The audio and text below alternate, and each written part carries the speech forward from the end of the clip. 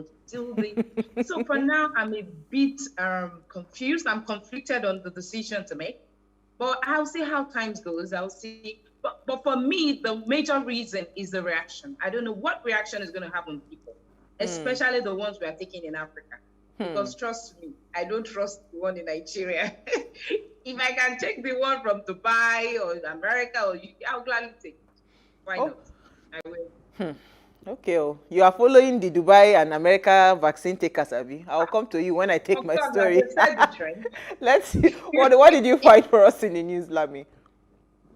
Okay, it's about the governor of Lagos State, Babajide Sanwo-Olu, justifying why children were allowed to go back to school. And I think I totally agree with him.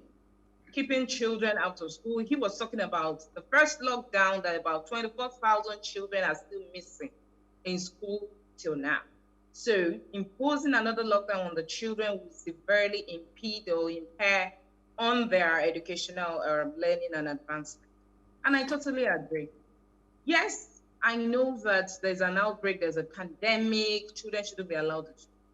But I will give you an instance. My daughter did not go to school since last year, March 18, that there was the first lockdown that the schools were compelled to lock down. I was waiting for January, thinking that by January it would have subsided and my daughter can resume normal school life. Only for me to get to January and it has even exploded. So how long are we going to wait? And there is a coded, underlying on something the governor is trying to pass to us that we all need to understand. And that is the fact that the Nigerian government, whether it's the federal government or the state government, is a colossal failure. They cannot afford to keep children out of schools because they cannot provide the infrastructure for children to learn remotely.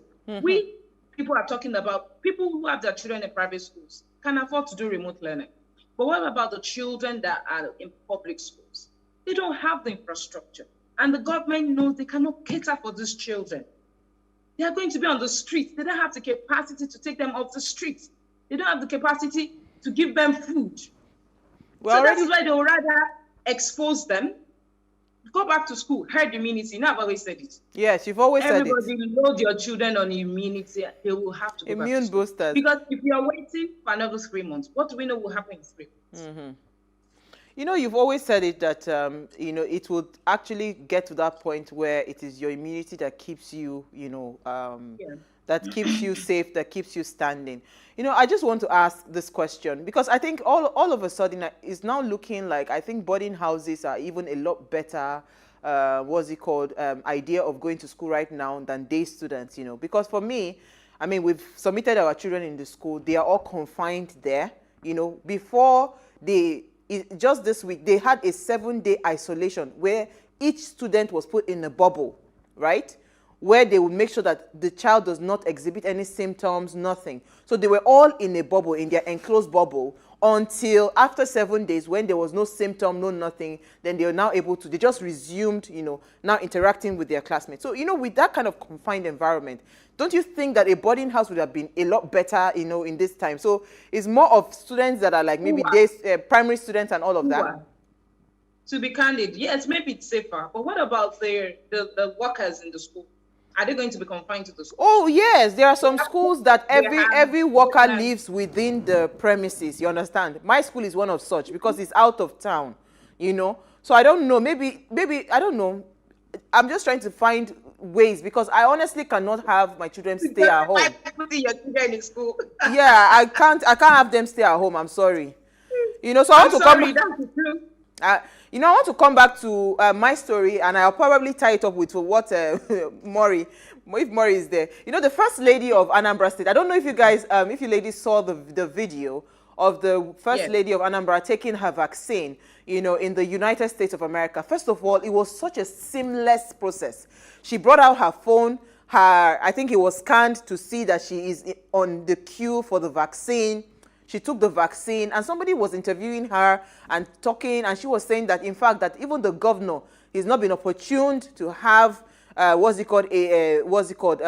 vaccine date for him to be able to take his own vaccine and all of that. So this video has been generating a lot of what's it called, tension online. If everybody is saying that, what kind of thing is this? I said, well, Atiku had already started it now. He went to Dubai and had his vaccine. According to Lami, she doesn't trust Nigerian vaccine. So Atiku went to Dubai and he had his vaccine. And now we're seeing the first lady of Anambra State, being vaccinated in the United States. So when you hear poor people saying that COVID-19 is a rich man disease, you don't blame them.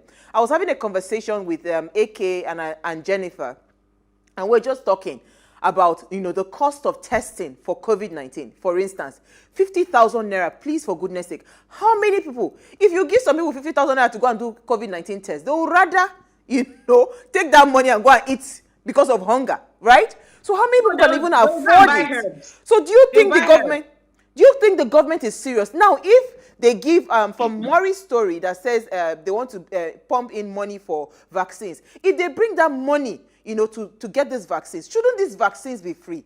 Shouldn't the government be try as much as possible to give these things free? I thought the test should be free. If COVID-19 is something that you are complaining that it's going to be a pandemic, why would the cost of testing alone be as high as 50,000 naira? Are you really ready to solve the problem? It should be the cheapest thing, maybe 500 naira or something. 50,000 naira, for goodness sake. So it is really, really alarming. And I don't even know if they are really ready to solve this COVID-19 problem. So now it will now become the game of the richest, who can quickly go abroad and go and get vaccinated. Then the rest of the people that cannot afford it should just die. Let me hear your thoughts. Me, my take on the issue is the sheer, I think the audacity of televising, and why she didn't have to publicize it. Because our husband is still in government. So I really do not think she had to do that. You were trying to juxtapose it with what Atiku also did. But don't forget, Atiku is not in government anymore. He's a private citizen. She is a public citizen. She holds a public office. And some will punch an argument. Some will punch an argument to say that she did that video in the bid to encourage people to say that taking the vaccine is safe. That's the argument that people are going. But she did not take it in Nigeria. I get you. Hello? Yeah, I get you. Where's Maury? Why didn't she wait for the doses that we're expecting? Why did she have to go all the way to the United States of America? But even this doses thing that you're talking about, is it not also the distrust within the government? Because a lot of these government officials, maybe I don't know what party she's in now. She might be in the opposition. What she's doing. She's telling us she does not trust the one emanating from Nigeria. It's not even that. It might even be that the opposing party, we don't know whether the allocation will come to my state. So let me just quickly go and do, because it's also a party thing. Somebody is in PDP, somebody is in APC. So I don't trust that the. I don't find it ridiculous that we only have 100,000 doses. That's not even enough for a local government in Lagos. I've not heard more in a minute, but we're going to take a break. This is not our hot topic, but I just thought to mention it because I saw the video there's a lot of noise all over social media on it. But we'll take a break. It's our ladies' night out where we're going to be talking about begging, online beggars. Stay with us. We'll be right back.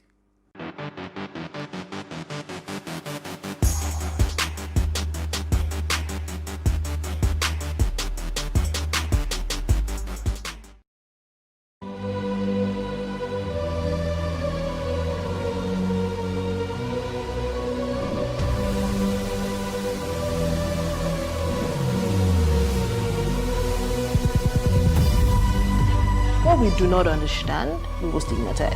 What you can see is the remaining of the tanker that exploded. The suspect equally confessed.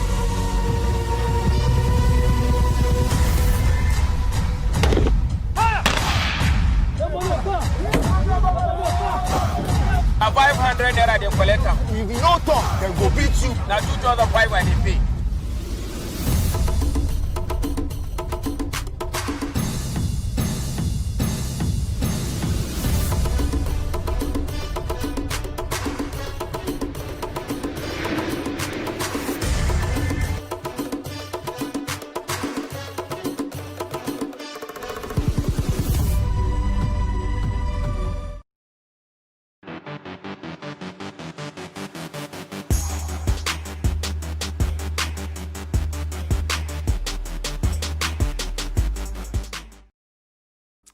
Now, thanks for staying with